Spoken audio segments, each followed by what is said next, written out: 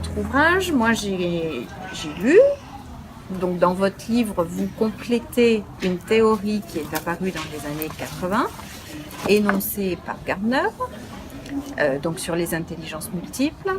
Alors, moi j'ai une grande interrogation. Pourquoi, lorsqu'on est coach, quand on accompagne, quand on rencontre les gens, quand on va voir les gens, pourquoi avoir choisi spécifiquement cette notion et cette théorie d'intelligence multiple? Parce qu'il y a du lâcher-prise, il y a plein d'autres trucs. La première raison, c'est que je la trouve extrêmement démocratique. Ouais.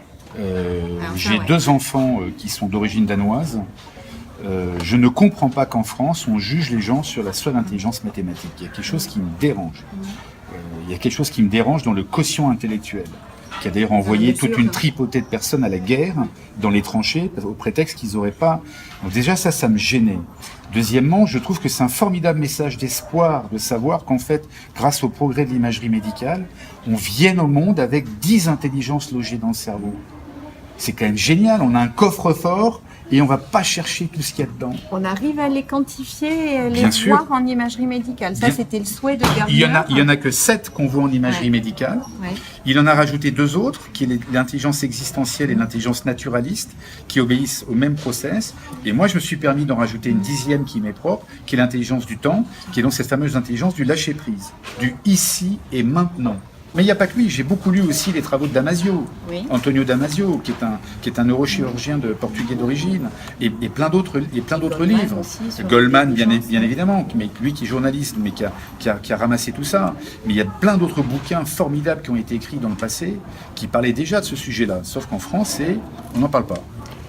Alors, dans le passé, est-ce que c'est pas du tout au goût du jour, ou est-ce que vous pensez quand même que là, maintenant en France, on commence à avoir un petit peu des applications de tout ça, parce que les intelligences multiples, par exemple, Alvarez ou même Filiosa ou Guéguen, en éducation positive, on commence quand même... Bien sûr.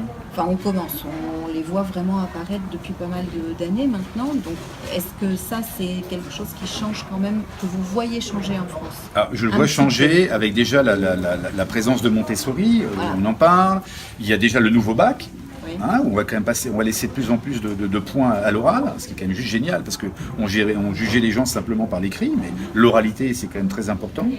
Si je peux porter une petite pierre à cet édifice, mon ambition, elle est juste là, qu'à un moment donné, mais vu les nombres de ventes de livres, vu tous les médias que j'ai, les télés, etc., c'est que c'est un sujet qui est très prégnant, qui intéresse énormément les gens. Donc voilà, ça commence à prendre.